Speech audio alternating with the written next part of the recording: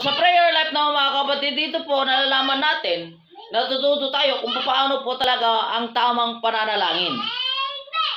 Sabi dito, do's and don'ts to pray and do.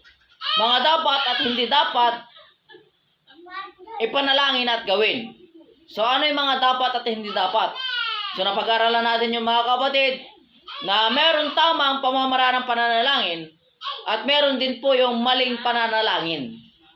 So kung sa buod natin doon mga kapatid, ang tamang pananalangin ay talagang bukal sa puso. At hindi po yung kagaya ng mga hipokrito. So at yung tamang pananalangin mga kapatid ay merong pag-ibig at habag.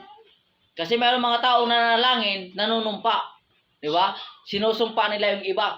So maling pananalangin yon. So yun po yung mga kapatid, yung buod doon mga kapatid. Na merong tama at merong mali. Kaya kung nananalangin tayo at pinagpipray natin yung nakagawa sa atin ng mali, at ang prayer natin ay parang sinusumpa natin sila, mali pong prayer yon.